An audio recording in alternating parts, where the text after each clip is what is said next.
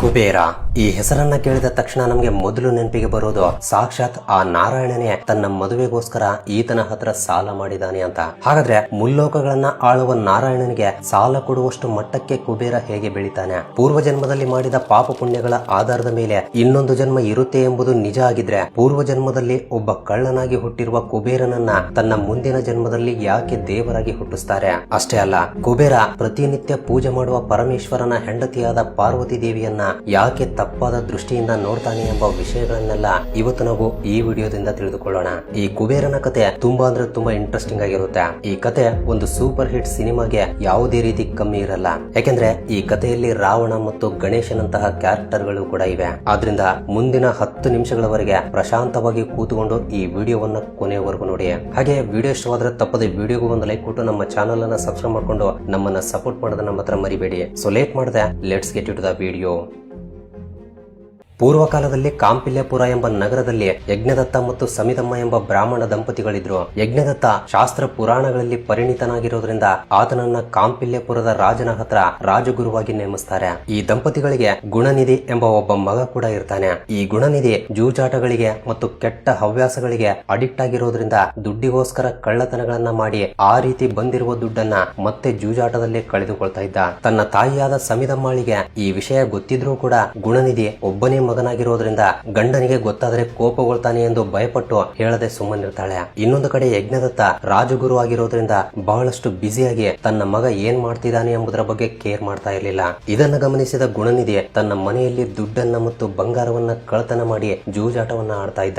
ಈ ರೀತಿ ಇದ್ದಾಗ ಯಜ್ಞದತ್ತನ ಕೆಲಸವನ್ನ ಮೆಚ್ಚಿ ಆ ರಾಜ ಒಂದು ಡೈಮಂಡ್ ರಿಂಗ್ ಅನ್ನ ಕೊಟ್ಟಿರ್ತಾನೆ. ಸೊ ಮನೆಯಲ್ಲಿಟ್ಟಿರುವ ದುಡ್ಡೆಲ್ಲ ಖಾಲಿಯಾದ ತಕ್ಷಣ ಗುಣನಿಧಿ ಆ ಡೈಮಂಡ್ ರಿಂಗ್ ಅನ್ನು ಕೂಡ ಜೂಜಾಟದಲ್ಲಿ ಇಟ್ಟು ಸೋತು ಬಿಡ್ತಾನೆ. ಆದ್ರೆ ಆ ಉಂಗುರವನ್ನ ಗೆದ್ದಿರುವ ವ್ಯಕ್ತಿಯನ್ನ ಯಜ್ಞದತ್ತ ಒಂದು ದಿನ ನೋಡ್ತಾನೆ. ಆತನನ್ನ ಹಿಡ್ಕೊಂಡು ಸ್ವತಃ ರಾಜನೇ ನನಗೆ ಕೊಟ್ಟಿರುವ ಉಂಗುರ ನಿನ್ನ ಕೈಗೆ ಹೇಗೆ ಬಂತು ಹೇಳು ಎಂದು ಗಟ್ಟಿಯಾಗಿ ಕೇಳ್ತಾನೆ. ಇದರಿಂದ ಆ ವ್ಯಕ್ತಿ ಭಯಪಟ್ಟು ಆ ಉಂಗುರವನ್ನ ಗುಣನಿಧಿಯ ಜೊತೆ ಜೂಜಾಟದಲ್ಲಿ ಗೆದ್ದಿದ್ದೀನಿ ಎಂದು, ಇಂತಹ ವಸ್ತುಗಳನ್ನ ಇನ್ನೂ ಬಹಳಷ್ಟು ಸೋತಿದ್ದಾನೆ ಎಂದು ಹೇಳಿಬಿಡ್ತಾನೆ. ಇದರಿಂದ ಯಜ್ಞದತ್ತನಿಗೆ ತಡೆಯಲಾಗದಷ್ಟು ಕೋಪ ಬಂದು ತಕ್ಷಣವೇ ಮನೆಗೆ ಹೋಗಿ ತನ್ನ ಮಗನ ಬಗ್ಗೆ ಎಲ್ಲವೂ ಗೊತ್ತಿರುವ ತನ್ನ ಹೆಂಡತಿಗೆ ಗಟ್ಟಿಯಾಗಿ ವಾರ್ನಿಂಗ್ ಕೊಡ್ತಾನೆ.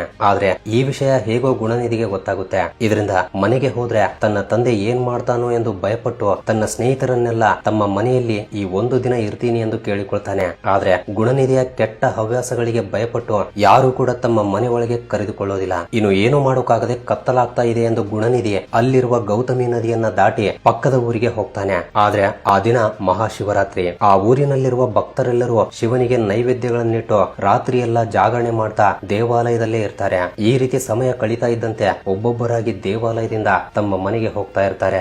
ಈ ರೀತಿ ಸ್ವಲ್ಪ ಹೊತ್ತಿನ ನಂತರ ದೇವಾಲಯದಲ್ಲಿ ಕಡಿಮೆ ಜನರು ಇದ್ದಾರೆ ಎಂದು ಗಮನಿಸಿದ ಗುಣನಿಧಿ ಹಸಿವನ್ನ ತಡೆದುಕೊಳ್ಳೋಕಾಗದೆ ತಿನ್ನೋಕೆ ಏನಾದ್ರೂ ಸಿಗಬಹುದು ಎಂದು ಗರ್ಭಗುಡಿಯ ಒಳಗಡೆ ಇರುವ ಶಿವಲಿಂಗದ ಹತ್ರ ಹೋಗ್ತಾನೆ. ಆದ್ರೆ ಅಲ್ಲಿರುವ ದೀಪಗಳು ಅಷ್ಟೊತ್ತಿಗೆ ಆರಿ ಹೋಗಿರೋದ್ರಿಂದ ಒಳಗಡೆ ಕಗ್ಗತ್ತಲಿರುತ್ತೆ. ಆಗ ಗುಣನಿಧಿ ಆತ ಹಾಕಿಕೊಂಡಿರುವ ವಸ್ತ್ರಗಳನ್ನ ಹರಿದು ಬತ್ತಿಯಾಗಿ ಬದಲಾಯಿಸಿ ದೀಪವನ್ನ ಹಚ್ತಾನೆ. ಆ ಬೆಳಕಿನಲ್ಲಿ ತನ್ನ ಎದುರಿಗೆ ಪ್ರಸಾದವಿರುವ ಗಡಿಗೆಗಳು ಕಾಣಿಸೋದ್ರಿಂದ ಸಂತೋಷದಿಂದ ಆ ಪ್ರಸಾದವನ್ನ ತಗೊಂಡು ಯಾರಿಗೂ ಕಾಣಿಸದ ಹಾಗೆ ದೇವಾಲಯದಿಂದ ಹೊರಗಡೆ ಹೋಗೋಕೆ ಟ್ರೈ ಮಾಡ್ತಾನೆ. ಆದ್ರೆ ಯಾರು ನೋಡದ ಹಾಗೆ ನಿಧಾನವಾಗಿ ನಡೀತಾ ಇರುವಾಗ ಆ ದೇವಾಲಯದಲ್ಲಿ ಮಲಗಿರುವ ಒಬ್ಬ ಭಕ್ತನ ಕಾಲಿಗೆ ತಗುಲಿ ನಂದೀಶ್ವರನ ಮೇಲೆ ಬಿದ್ದು ತಲೆ ಒಡೆದು ಹೋಗಿ ಅಲ್ಲೇ ಸತ್ತು ಹೋಗಿ ಬಿಡ್ತಾನೆ. ಸೊ ಈ ಎಲ್ಲಾ ಪ್ರೋಸೆಸ್ ಅಲ್ಲಿ ತನಗೆ ಗೊತ್ತಿಲ್ಲದೇನೆ ಪವಿತ್ರವಾದ ಗೌತಮಿ ನದಿಯಲ್ಲಿ ಸ್ನಾನ ಮಾಡುವುದು, ಊಟ ಸಿಗದೆ ಇರೋದ್ರಿಂದ ಉಪವಾಸ ಇರೋದು ಮತ್ತು ಭಕ್ತರು ಕಡಿಮೆ ಆಗೋದ್ರಿಂದ ಜಾಗರಣೆ ಮಾಡೋದಷ್ಟೇ ಅಲ್ಲದೆ ತನ್ನ ಸಮವಸ್ತ್ರವನ್ನ ಹರಿದು ಶಿವನಿಗೆ ದೀಪವನ್ನ ಹಚ್ಚುವಂತಹ ಕೆಲಸಗಳನ್ನ ಮಹಾಶಿವರಾತ್ರಿಯ ದಿನದಂದು ಮಾಡಿರೋದ್ರಿಂದ ಅದೇ ದಿನ ಸತ್ತು ಹೋಗಿರುವ ಗುಣನಿಧಿಗೆ ಕೈಲಾಸ ಪ್ರಾಪ್ತಿ ಸಿಗುತ್ತೆ. ಈ ರೀತಿ ತನ್ನ ಪ್ರಾಣವನ್ನ ಬಿಟ್ಟ ಗುಣನಿಧಿ ತನ್ನ ಮುಂದಿನ ಜನ್ಮದಲ್ಲಿ ನಿಜಕ್ಕೂ ಪ್ರಪಂಚವನ್ನೇ ನಡೆಸುವ ಧನಕ್ಕೆ ಅಧಿಪತಿಯಾಗಿ ಹೇಗೆ ಬದಲಾಗ್ತಾನೆ ಎಂಬುದನ್ನ ಈಗ ತಿಳಿದುಕೊಳ್ಳೋಣ. ಬ್ರಹ್ಮದೇವರಿಗೆ 10 ಜನ ಮಾನಸ ಪುತ್ರರು ಇದ್ದಾರೆ ಎಂದು ನಮ್ಮ ಪುರಾಣಗಳು ಹೇಳುತ್ತವೆ. ಮಾನಸ ಪುತ್ರರು ಅಂದ್ರೆ ತನ್ನ ಜ್ಞಾನದಿಂದ ಹುಟ್ಟಿಸಿರುವ ಪುತ್ರರು ಎಂದರ್ಥ. ಅದರಲ್ಲಿ ಒಬ್ಬರಾದ ಪುಲಸ್ತ್ಯ ಮಹರ್ಷಿ ಒಂದು ದಿನ ಮೇರು ಪರ್ವತಗಳಿಗೆ ಹತ್ತಿರವಿರುವ ತೃಣಬಿಂದು ಮಹರ್ಷಿಯ ಆಶ್ರಮಕ್ಕೆ ಹೋಗಿ ಅಲ್ಲಿನ ಪರಿಸರ ತುಂಬಾ ಪ್ರಶಾಂತತೆಯಿಂದ ಇರೋದ್ರಿಂದ ಅಲ್ಲೇ ತಪಸ್ಸನ್ನ ಶುರು ಮಾಡಬೇಕು ಎಂದು ತೀರ್ಮಾನಿಸಿಕೊಳ್ತಾನೆ. ಆ ಆಶ್ರಮ ತುಂಬಾ ಸುಂದರವಾಗಿ ಆಹ್ಲಾದಕರವಾಗಿರೋದ್ರಿಂದ ಅಲ್ಲಿಗೆ ದೇವಕನ್ಯೆಯರು, ಅಪ್ಸರೆಯರು, ನಾಗಕನ್ಯೆಯರು ಆಗಾಗ ಬಂದು ಸಮಯವನ್ನ ಕಳೀತಾ ಇರ್ತಾರೆ.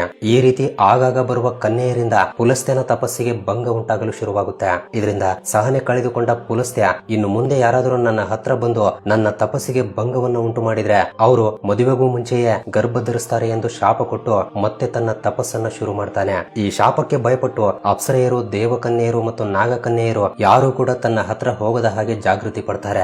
ಆದ್ರೆ ಈ ಶಾಪದ ಬಗ್ಗೆ ಗೊತ್ತಿರದ ತೃಣಬಿಂದು ಮಹರ್ಷಿಯ ಮಗಳು ಆ ಕಡೆಯಿಂದ ಹೋಗ್ತಾ ಇರುವಾಗ ವೇದಗಳನ್ನ ಸ್ಮರಿಸ್ತಾ ತಪಸ್ಸು ಮಾಡ್ತಾ ಇರುವ ಪುಲಸ್ತ್ಯ ಮಹರ್ಷಿಯ ತೇಜಸ್ಸನ್ನ ನೋಡಿ ಆತನ ಕಡೆ ನಡೆಯಲು ಶುರು ಮಾಡ್ತಾಳೆ. ಇದರಿಂದ ತಕ್ಷಣವೇ ಪುಲಸ್ತ್ಯನ ಶಾಪದ ಕಾರಣದಿಂದ ಆಕೆಗೆ ಅಲ್ಲೇ ಗರ್ಭ ಬಂದು ಬಿಡುತ್ತೆ. ಇದನ್ನ ನೋಡಿ ದುಃಖಪಟ್ಟು ತಕ್ಷಣವೇ ತನ್ನ ತಂದೆಯಾಗಿರುವ ತೃಣಬಿಂದು ಮಹರ್ಷಿಯ ಹತ್ರ ಹೋಗಿ ನಡೆದಿರುವ ವಿಷಯವನ್ನೆಲ್ಲ ಹೇಳ್ತಾಳೆ.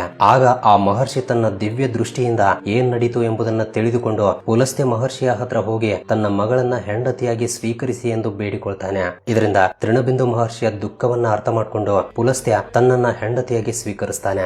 ಈ ರೀತಿ ಹೆಂಡತಿಯಾದ ನಂತರ ಆತನಿಗೆ ಮಾಡಿರುವ ಸೇವೆಗಳನ್ನ ನೋಡಿ ತನಗಿರುವಂತೆ ಜ್ಞಾನವನ್ನ ಮತ್ತು ಶಕ್ತಿಯನ್ನ ಹೊಂದಿ ಹುಟ್ಟುತ್ತಾನೆ ಎಂದು ಆಶೀರ್ವಾದ ಮಾಡ್ತಾನೆ. ಈ ರೀತಿ ಹುಟ್ಟಿರುವ ಮಗನೇ ವಿಶ್ರವಾಸ್ ಎಂಬ ಮಹರ್ಷಿ. ಈತನಿಗಿರುವ ವೇದ ಜ್ಞಾನದ ಕಾರಣದಿಂದ ಈತನನ್ನ ವಿಶ್ರವ ಬ್ರಹ್ಮ ಎಂದು ಕೂಡ ಕರೆಯಲಾಗುತ್ತೆ. ಈ ರೀತಿ ಈತನಿಗೆ ಮತ್ತು ಭರದ್ವಾಜ ಮಹರ್ಷಿಯ ಮಗಳಾದ ದೈವವಣ್ಣನಿಗೆ ಹುಟ್ಟಿರುವ ಸಂತಾನವೇ ವೈಶ್ರವಣ. ಈ ವೈಶ್ರವಣ ಬೇರೆ ಯಾರು ಅಲ್ಲ, ತನ್ನ ಗತ ಜನ್ಮದಲ್ಲಿ ತಲೆ ಒಡೆದು ಹೋಗಿ ಶಿವರಾತ್ರಿಯ ದಿನದಂದು ಸತ್ತು ಹೋಗಿರುವ ಗುಣನಿಧಿ. ಹಾಗಾದ್ರೆ ಈ ವೈಶ್ರವಣ ಕುಬೇರನಾಗಿ ಹೇಗೆ ಬದಲಾದ ಎಂಬುದನ್ನ ತಿಳಿದುಕೊಳ್ಳೋಕು ಮುಂಚೆ ಒಂದು ಚಿಕ್ಕ ರಿಕ್ವೆಸ್ಟ್. ಇಲ್ಲಿಯವರೆಗೆ ಈ ವಿಡಿಯೋವನ್ನು ನೋಡಿದಿರಾ ಅಂದ್ರೆ ವಿಡಿಯೋ ಇಷ್ಟವಾಗಿದೆ ಎಂದು ಭಾವಿಸ್ತೀನಿ. ಆದ್ರಿಂದ ವಿಡಿಯೋ ಇಷ್ಟವಾಗಿದ್ರೆ ತಪ್ಪದೆ ವಿಡಿಯೋಗೆ ಒಂದು ಲೈಕ್ ಕೊಟ್ಟು ನಮ್ಮ ಚಾನೆಲ್ ಅನ್ನ ಸಬ್ಸ್ಕ್ರೈಬ್ ಮಾಡ್ಕೊಂಡು ನಮ್ಮನ್ನ ಸಪೋರ್ಟ್ ಮಾಡೋದನ್ನ ಮಾತ್ರ ಮರಿಬೇಡಿ. ಇನ್ನು ವಿಡಿಯೋ ಕಂಟಿನ್ಯೂ ಮಾಡೋಣ.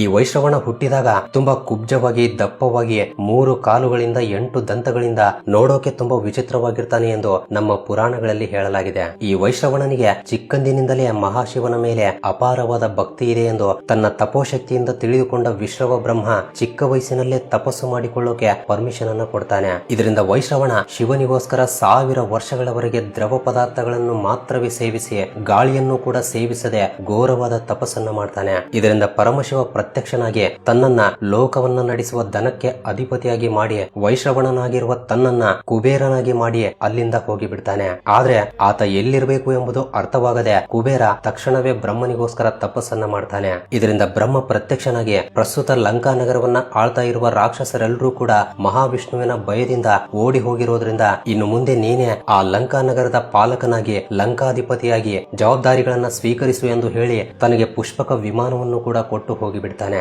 ಇದರಿಂದ ಕುಬೇರ ತನ್ನ ತಂದೆ ತಾಯಿಗಳ ಜೊತೆ ಲಂಕಾ ನಗರಕ್ಕೆ ಬಂದು ತನ್ನ ಆಳ್ವಿಕೆಯನ್ನ ಶುರು ಮಾಡ್ತಾನೆ. ಇದರಿಂದ ಕುಬೇರನ ಐಶ್ವರ್ಯವನ್ನ ಮತ್ತು ವೈಭವವನ್ನ ನೋಡಿ ಪಾತಾಳ ರಾಜನಾಗಿರುವ ಸುಮಾಲಿ ಅಸೂಯೆಯಿಂದ ರೊಚ್ಚಿಗೇಳ್ತಾ ಇದ್ದ.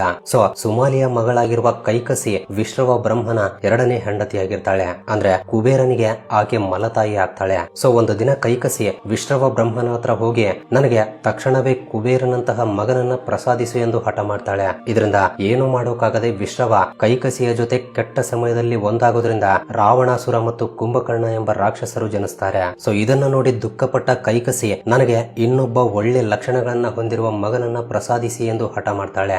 ಅದಕ್ಕಾಗಿಯೇ ಈ ಬಾರಿ ಆಕೆಗೆ ವಿಷ್ಣು ಭಕ್ತಿ ಜಾಸ್ತಿ ಇರುವ ವಿಭೀಷಣ ಜನಿಸ್ತಾನೆ. ಈ ರೀತಿ ಕುಬೇರನಿಗೆ ರಾವಣಾಸುರ, ಕುಂಭಕರ್ಣ ಮತ್ತು ವಿಭೀಷಣ 3 ಜನರು ಕೂಡ ಸೋದರರಾಗ್ತಾರೆ. ಸೊ ರಾವಣ ಮತ್ತು ಕುಂಭಕರ್ಣ ರಾಕ್ಷಸರಾಗಿರೋದ್ರಿಂದ ತನ್ನ ತಾತನಾಗಿರುವ ಸುಮಾಲಿಯ ಹತ್ರನೇ ಬೆಳಿತಾರೆ. ಒಂದು ದಿನ ಕುಬೇರ ಗಾಳಿಯಲ್ಲಿ ಪುಷ್ಪಕ ವಿಮಾನದಲ್ಲಿ ಹೋಗ್ತಾ ಇರುವಾಗ ಕೈಕಸಿ ರಾವಣನನ್ನ ಕರೆದು ಆ ವಿಮಾನವನ್ನ ತಗೊಂಡ್ ಬಾ ಎಂದು ಹೇಳ್ತಾಳೆ. ಸೊ ಅಂದಿಗೆ ಕುಬೇರನ ಐಶ್ವರ್ಯವನ್ನ ಮತ್ತು ಅಧಿಕಾರವನ್ನ ನೋಡಿ ಅಸೂಯೆಯಿಂದ ಇರುವ ರಾವಣ ಒಂದೇ ಸಲ ಸಡನ್ ಆಗಿ ಲಂಕಾ ನಗರದ ಮೇಲೆ ದಾಳಿ ಮಾಡ್ತಾನೆ. ಅಂದಿಗೆ ಶಿವನಿಗೋಸ್ಕರ ತಪಸ್ಸನ್ನ ಮಾಡಿ ಬಹಳಷ್ಟು ವರಗಳನ್ನು ಕೂಡ ಪಡೆದಿರುವ ರಾವಣಾಸುರ ಕುಬೇರನನ್ನ ಹೆದರಿಸಿ ಲಂಕಾ ನಗರವನ್ನ ಮತ್ತು ಪುಷ್ಪಕ ವಿಮಾನವನ್ನ ತನ್ನಿಂದ ಕಸಿದುಕೊಳ್ತಾನೆ. ಇದರಿಂದ ಕುಬೇರನಿಗೆ ಅಷ್ಟೊಂದು ಶಕ್ತಿ ಸಾಮರ್ಥ್ಯಗಳು ಇಲ್ಲದೆ ಇರೋದ್ರಿಂದ ಅಲ್ಲಿಂದ ಕಾಶಿಗೆ ಹೋಗಿ ಈ ಬಾರಿ ಒಂಟಿ ಕಾಲಿನ ಮೇಲೆ ನಿಂತು ಗಾಳಿಯನ್ನು ಕೂಡ ಸೇವಿಸದೆ ಮತ್ತೆ ಶಿವನಿಗೋಸ್ಕರ ತಪಸ್ಸನ್ನ ಮಾಡಲು ಶುರು ಮಾಡ್ತಾನೆ. ಸೊ ಮಹಾಶಿವ ಬೋಳಾಶಂಕರ ಎಂದು ನಮ್ಗೆಲ್ರಿಗೂ ಗೊತ್ತಿರುವ ವಿಷಯವೇ. ಅಷ್ಟೊತ್ತಿಗೆ ಮಹಾಶಿವನ ವರಗಳ ಕಾರಣದಿಂದ ರಾವಣ ಮಾಡದ ಕೆಟ್ಟ ಕೆಲಸಗಳಿಲ್ಲ. ಸೊ ಈ ಬಾರಿ ಕುಬೇರನಿಗೆ ಎಂತಹ ವರಗಳನ್ನ ಪ್ರಸಾದಿಸ್ತಾನೋ ಏನೋ ಎಂದು ಭಯಪಟ್ಟು ಇಂದ್ರ ಕುಬೇರನ ತಪಸ್ಸಿಗೆ ಭಂಗವನ್ನುಂಟು ಮಾಡಲು ಬಹಳಷ್ಟು ಬಾರಿ ಪ್ರಯತ್ನಿಸ್ತಾನೆ. ಆದ್ರೆ ಕುಬೇರ ಸ್ವಲ್ಪವೂ ಒಳಗಾಡದೆ ಹಾಗೆಯೇ ಒಂಟಿ ಕಾಲಿನ ಮೇಲೆ ನಿಂತು ಕಾಲದ ಜೊತೆಗೆ ತನ್ನ ಶರೀರದಲ್ಲಿ ಕೇವಲ ಕೇವಲ ಅಸ್ಥಿಪಂಜರ ಮಾತ್ರವೇ ಉಳಿದಿದ್ರೂ ಕೂಡ ಆ ತಪಸ್ಸನ್ನ ಮಾತ್ರ ನಿಲ್ಲಿಸೋದಿಲ್ಲ.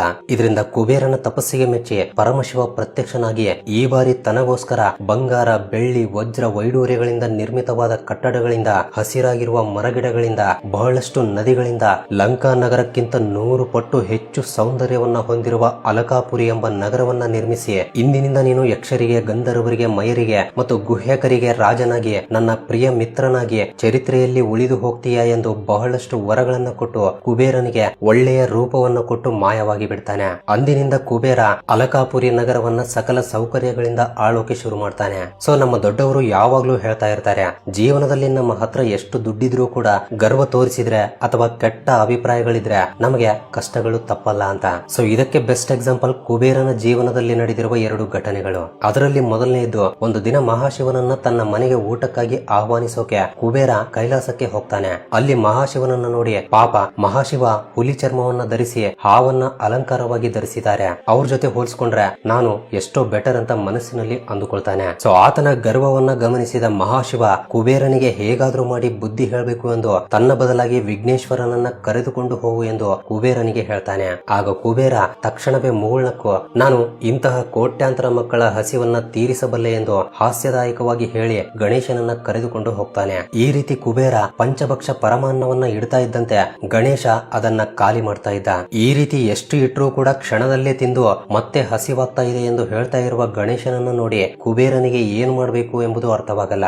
ಇದರಿಂದ ಮಹಾಶಿವನ ಹತ್ರ ಓಡೋಡಿ ಹೋಗಿ ತನ್ನ ಅಹಂಕಾರವನ್ನ ಕ್ಷಮಿಸಿ ಎಂದು ಗಣೇಶನ ಹಸಿವನ್ನ ನನಗೆ ತೀರಿಸಲು ಆಗ್ತಾ ಇಲ್ಲ ಎಂದು ಕಾಲಿಗೆ ಬೀಳ್ತಾನೆ. ಆಗ ಮಹಾಶಿವ ಅಹಂಕಾರವನ್ನ ಬಿಟ್ಟು ಭಕ್ತಿಯಿಂದ ಗಣೇಶನಿಗೆ ಈ ಆಹಾರವನ್ನು ಕೊಡು ಎಂದು ಹೇಳ್ತಾನೆ. ಈ ರೀತಿ ಪ್ರೀತಿಯಿಂದ ಭಕ್ತಿ ಶ್ರದ್ಧೆಯಿಂದ ಆ ಆಹಾರವನ್ನ ವಿನಾಯಕನಿಗೆ ಕೊಡ್ತಾನೆ. ಅದನ್ನ ತಿಂದ ನಂತರ ನನ್ನ ಹೊಟ್ಟೆ ತುಂಬಿದೆ ಎಂದು ಹೇಳಿ ಹೋಗಿಬಿಡ್ತಾನೆ. ಆಗಲೇ ಎಷ್ಟು ದೊಡ್ಡ ತಪ್ಪು ಮಾಡಿದಾನೆ ಎಂಬುದನ್ನ ಕುಬೇರ ಅರ್ಥ ಮಾಡಿಕೊಳ್ತಾನೆ. ಇನ್ನು ಎರಡನೆಯದ್ದು, ಪಾರ್ವತಿ ದೇವಿಯನ್ನ ಕುಬೇರ ತಪ್ಪು ದೃಷ್ಟಿಯಿಂದ ನೋಡೋದು. ಕುಬೇರ ಮೊದಲ ಬಾರಿ ಕೈಲಾಸಕ್ಕೆ ಹೋದಾಗ ಪಾರ್ವತಿ ದೇವಿ ಮಹಾಶಿವನ ಭುಜದ ಮೇಲೆ ಕೈ ಹಾಕಿರೋದನ್ನ ಗಮನಿಸ್ತಾನೆ. ತನ್ನ ಎದುರಿಗೆ ಇರುವುದು ಪಾರ್ವತಿ ದೇವಿ ಎಂದು ಅರ್ಥ ಮಾಡಿಕೊಳ್ಳದ ಕುಬೇರ ತನ್ನ ಮನಸ್ಸಿನಲ್ಲಿ ಶಿವನ ಭುಜದ ಮೇಲೆಯೇ ಕೈ ಹಾಕಿ ಮಾತನಾಡ್ತಿದ್ದಾಳೆ. ಯಾರಿಗೆ? ನನಗಿಂತ ದೊಡ್ಡ ಭಕ್ತಳ, ಕೊನೆಗೆ ಮಹಾಶಿವನಾದ್ರೂ ಕೂಡ ಒಬ್ಬ ಸ್ತ್ರೀ ಮುಂದೆ ದಾಸೋಹ ಆಗ್ಬೇಕಾ ಎಂದು ಕುಬೇರ ತನ್ನ ಮನಸ್ಸಿನಲ್ಲಿ ಅಂದುಕೊಳ್ತಾ ಪಾರ್ವತಿ ದೇವಿಯನ್ನ ವಕ್ರ ದೃಷ್ಟಿಯಿಂದ ನೋಡ್ತಾನೆ. ಸೊ ಇದನ್ನ ಗಮನಿಸಿದ ಪಾರ್ವತಿ ದೇವಿಗೆ ಕೋಪ ಬಂದು ಯಾವ ಕಣ್ಣಿನಿಂದ ನನ್ನನ್ನ ವಕ್ರವಾಗಿ ನೋಡಿದೀಯಾ ಆ ಕಣ್ಣು ಮಾಯವಾಗಿ ಬಿಡಲಿ ಎಂದು ಶಾಪ ಕೊಡ್ತಾಳೆ. ಈ ರೀತಿ ಕುಬೇರ ತನ್ನ ಕಣ್ಣನ್ನ ಕಳೆದುಕೊಳ್ತಾನೆ. ಆಗ ಮಹಾಶಿವ ಪಾರ್ವತಿ ದೇವಿ, ಕುಬೇರನನ್ನ ಪರಮ ಭಕ್ತ, ನಮಗೆ ಮಗನ ಸಮಾನ, ಯಾವಾಗಲೂ ನಮ್ಮ ಪಕ್ಕದಲ್ಲಿರುವ ಅದೃಷ್ಟ ಆತನಿಗೆ ಸಿಗಲಿಲ್ಲ ಎಂದು ಅಸೂಯೆ ಪಟ್ಟಿರ್ತಾನಷ್ಟೇ. ನಿನ್ನ ಶಾಪವನ್ನ ಹಿಂತೆಗೆದುಕೋ ಎಂದು ಪಾರ್ವತಿ ದೇವಿಗೆ ಹೇಳ್ತಾನೆ. ನಂತರ ಶಾಂತಿಗೊಂಡ ಪಾರ್ವತಿ ದೇವಿ ಕುಬೇರನ ಜೊತೆ, ನನ್ನ ಶಾಪವನ್ನ ಹಿಂತೆಗೆದುಕೊಳ್ಳೋಕಾಗಲ್ಲ, ನಿನಗೆ ನೋಡುವ ದೃಷ್ಟಿಯನ್ನ ಮರಳಿ ಕೊಡ್ತೀನಿ, ಆದ್ರೆ ನಿನ್ನ ಕಣ್ಣು ಮಾತ್ರ ಯಾವಾಗ್ಲೂ ಇದೇ ರೀತಿ ಇರುತ್ತೆ ಎಂದು ಹೇಳ್ತಾಳೆ. ಸೊ ಈ ಘಟನೆಯ ನಂತರವೇ ಕುಬೇರನನ್ನ ಏಕಾಕ್ಷ ಪಿಂಗಲ ಎಂದು ಕೂಡ ಕರೀತಾರೆ. ಸೊ ಇದು ಕುಬೇರನ ಲೈಫ್ ಸ್ಟೋರಿ. ಹಾಗಾದ್ರೆ ಈ ವಿಡಿಯೋ ನಿಮ್ಗೆ ಹೇಗನ್ನಿಸ್ತು? ತಪ್ಪದೆ ನಿಮ್ಮ ಅನಿಸಿಕೆಗಳನ್ನ ಕೆಳಗಡೆ ಕಮೆಂಟ್ ಮಾಡಿ ತಿಳಿಸಿ. ಹಾಗೆ ವಿಡಿಯೋ ಇಷ್ಟವಾಗಿದ್ರೆ ತಪ್ಪದೆ ವಿಡಿಯೋಗೂ ಒಂದು ಲೈಕ್ ಕೊಟ್ಟು ನಿಮ್ಮ ಫ್ರೆಂಡ್ಸ್ ಅಂಡ್ ಫ್ಯಾಮಿಲಿ ಜೊತೆ ಕೂಡ ಶೇರ್ ಮಾಡಿ. ಅಂಡ್ ಫಸ್ಟ್ ಟೈಮ್ ಯಾರಾದ್ರೂ ನಮ್ಮ ಚಾನಲ್ ಅನ್ನ ಈಗ ನೋಡ್ತಾ ಇದ್ರೆ ತಪ್ಪದೆ ಸಬ್ಸ್ಕ್ರೈಬ್ ಮಾಡ್ಕೊಂಡು ಪಕ್ಕದಲ್ಲಿರುವ ಬೆಲ್ ಐಕನ್ ಅನ್ನ ಆಕ್ಟಿವೇಟ್ ಮಾಡ್ಕೊಳ್ಳಿ. ಅಂಡ್ ವಿಡಿಯೋವನ್ನ ಕೊನೆವರೆಗೂ ನೋಡಿದ್ದಕ್ಕೆ love you so much guys.